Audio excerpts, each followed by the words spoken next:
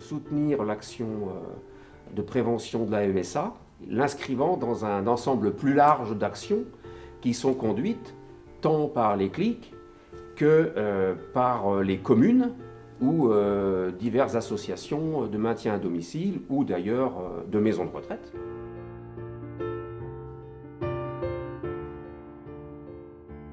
Quand on a été élu au CCAS, on a vu et ressenti que des gens âgés étaient seuls.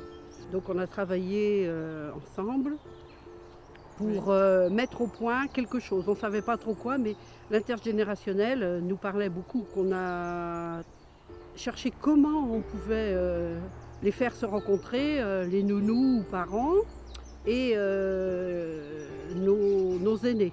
Au début, on allait chercher les mamies chez elles. Maintenant, elles sont devenues autonomes, elles s'autogèrent.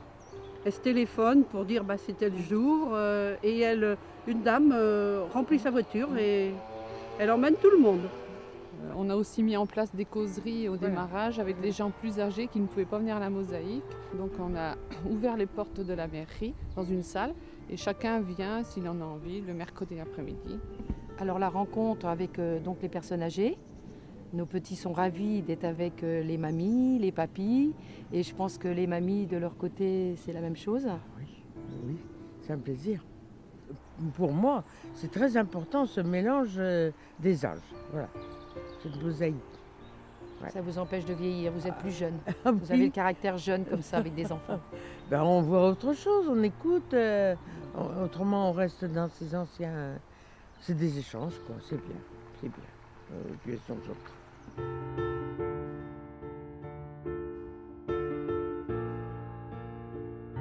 La retraite, c'est vraiment une rupture et ça l'a été pour moi. Elle entraîne quand même tout un changement dans les relations sociales, mais aussi dans les relations familiales. La vie évolue, il y a les aléas de la vie qui arrivent.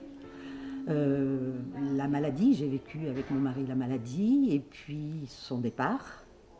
Et là, les choses s'écroulent un peu. Les amis sont là, mais les amis ne savent pas toujours comment s'y prendre pour revenir vers moi en l'occurrence.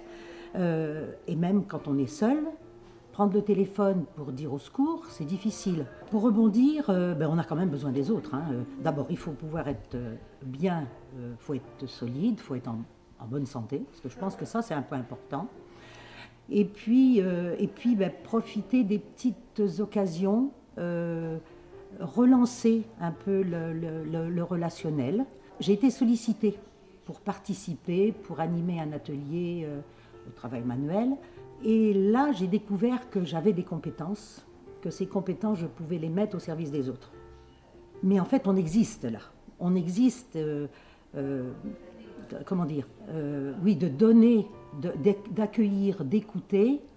Ça permet aussi de se ressourcer. C'est vraiment des échanges qui sont très, très importants. La prévention, de toute façon, elle n'a de sens que si on est conscient de la nécessité de prévenir justement tout ce qui peut arriver dans une maison, à l'extérieur, et même prévenir également la solitude des personnes, parce que très souvent, quand on arrive à un certain âge, on se cloître un peu, on reste un peu enfermé replié sur soi. La prévention en soi-même n'est valable que si on a déjà cette idée qu'il faut être ouvert aux autres et toujours aller vers les autres.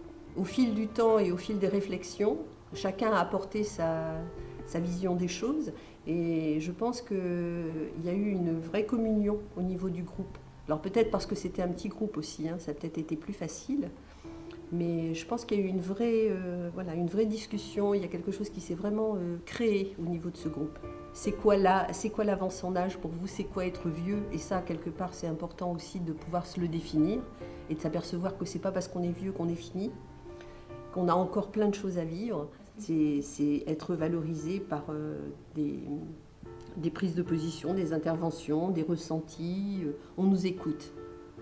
Et ça, je pense que c'est important.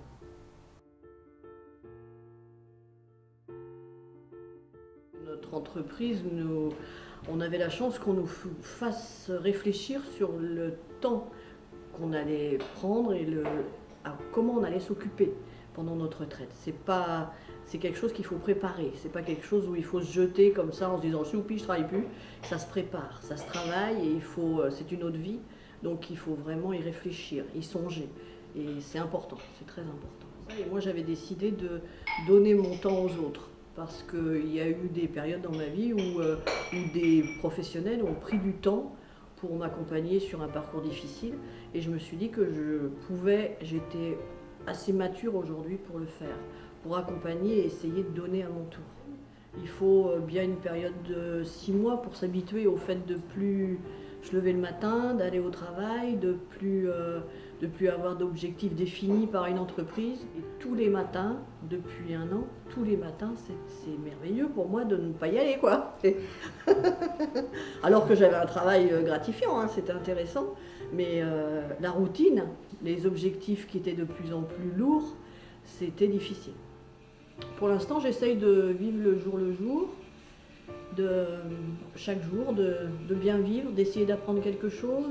Bon, il y a des petits moments parce qu'on a notre passé qui est là, nos souvenirs qui sont là, ça peut y aller. Mais en général, le fait d'être dans le bénévolat fait aussi qu'on rencontre de la misère humaine, qu'on essaye comme on peut, avec nos mots, qu'on essaye de soulager. Et ça fait du bien, ça, beaucoup de bien. Quand j'ai quitté mon travail, le terme retraite, j'aime pas trop. Parce que retraite, ça veut dire qu'on se retire. Pour moi, c'était une étape pour faire autre chose. Alors justement, faire des choses que je n'avais pas faites avant, et notamment pouvoir m'impliquer dans la vie des gens autour de moi et dans la vie quotidienne. Parce que j'avais eu l'impression que j'avais servi à quelque chose pendant 40 ans. Mais en fait, je me suis rendu compte quand je suis parti, en regardant ce que j'avais fait, que finalement, j'avais peut-être pas servi à grand-chose. Et du jour au lendemain, je me suis retrouvé seul, dans un petit village, dans une impasse. Et ce qui se passe autour de moi, ce que les personnes qui sont autour de moi vivent, ça me concerne directement. Bon, il y a quand même pas mal de problèmes qui se posent, donc je suis concerné par tout ce qui se passe autour. Et tout ça, c'est ce qui me fait vivre tous les jours. Et le peu que je peux apporter, parce que c'est pas beaucoup, le transport, la mobilité solidaire, malgré tout, je me dis, bon, c'est bien. Venez, voyez, jugez. Et restez. Et vous resterez. Et vous resterez.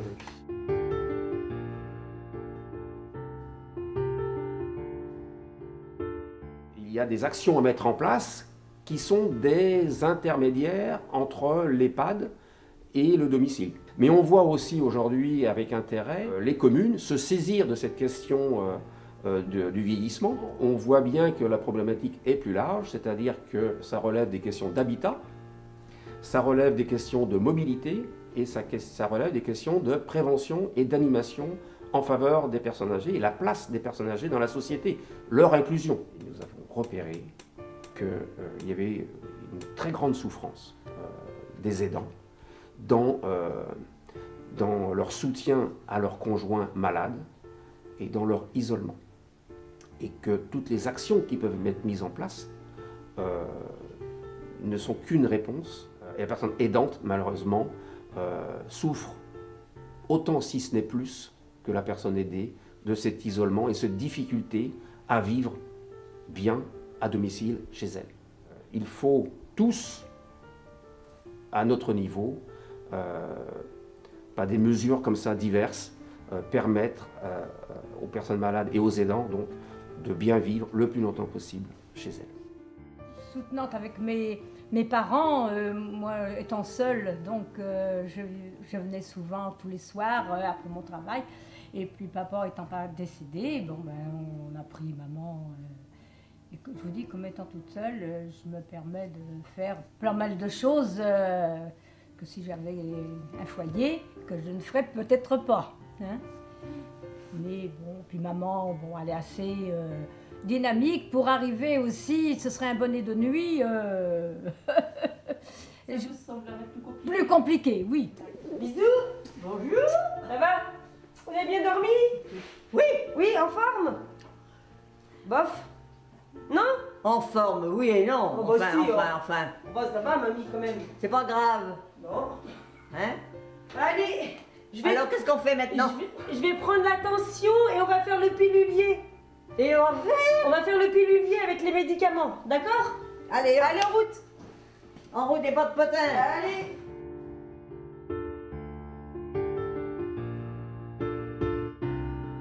Eh bien, je vieillis bien chez moi parce que je suis bien dans mon univers. Je vis avec mes souvenirs, mais il ne faut pas vivre qu'avec des souvenirs. Il faut vivre aussi au présent. Et je m'intéresse à tout. Et c'est ça qui me donne cette envie de vivre et de vivre chez moi en liberté. Et moi, ça me comble. Mais maintenant, depuis plusieurs années que je suis toute seule, je pense à moi. Je pense à téléphoner à mon coiffeur pour être coiffée toutes les semaines. Que quand on est propre, qu'on est bien coiffé, qu'on est habillé proprement, c'est très bon pour le moral.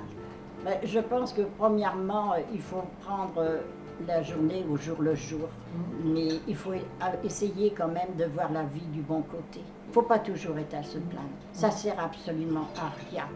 Et c'est de là que vous perdez aussi vos amis. C'est pas parce qu'on a 90 ans qu'on ne doit pas être heureux. C'est nous qui avons besoin d'une main tendue pour nous faire marcher. Ça, ils ont oublié ça, les enfants. J'étais là quand ils étaient petits, mais maintenant je voudrais bien que ce soit à leur tour de me prendre la main et puis de m'aider à marcher sur le chemin de la vie.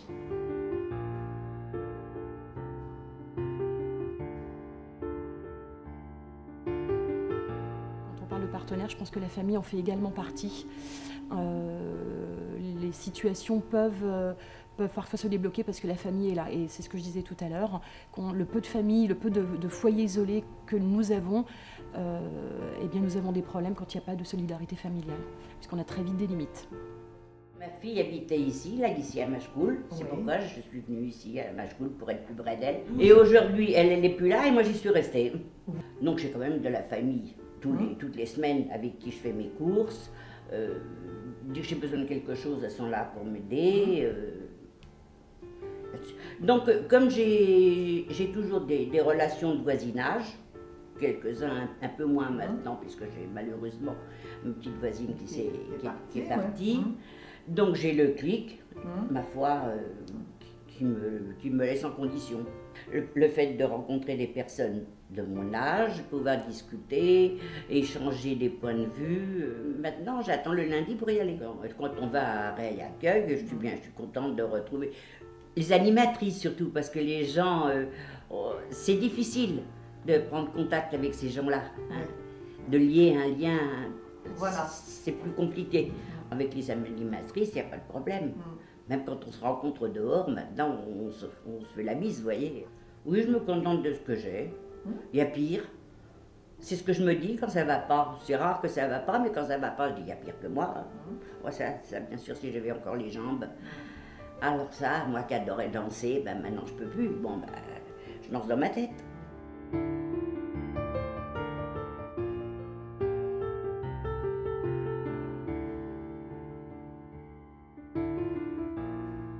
J'ai les patients donc à domicile que j'ai donc depuis des années et qui deviennent dépendants. Donc là, c'est à ce moment-là que je fais appel au CLIC pour des aides supplémentaires, pour de l'aide au répit, surtout pour les dents, pour soulager un petit peu. Et nous, on prend en charge du coup tout ce qui est toilette, aide à l'habillage et déshabillage. Ma petite mamie, je vais vous souhaiter une très bonne journée.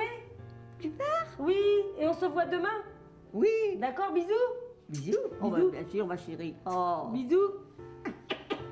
Bonne journée à vous et à demain. Oui. Au revoir, mamie. Au revoir, ma petite mère.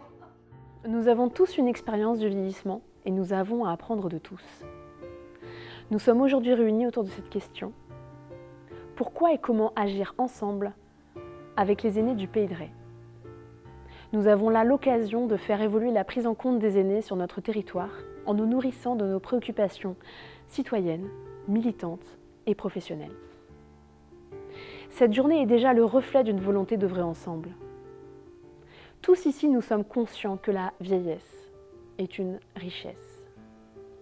C'est ce qui nous rassemble aujourd'hui. 4 grands chantiers sont ouverts: l'isolement, la prévention et l'autonomie, le soutien à domicile et la santé des aînés. En s'inscrivant sur les groupes de travail, nous nous mobilisons pour proposer des actions concertées, riches de nos diversités et de nos différences de point de vue, et qui participent à un mieux vivre ensemble sur notre territoire. Merci.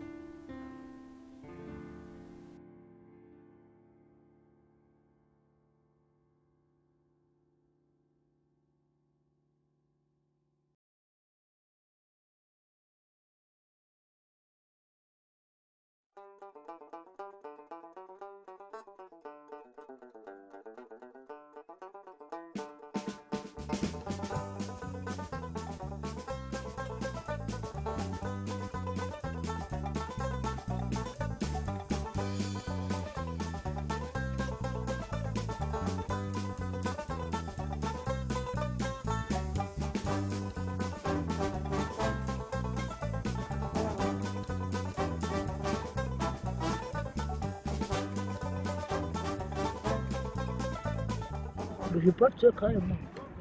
Je vis comme ça, puis c'est tout. On me demande toujours quel est votre secret. Mais si j'ai pas de secret, vous n'avez qu'à me suivre. Vous verrez mon secret.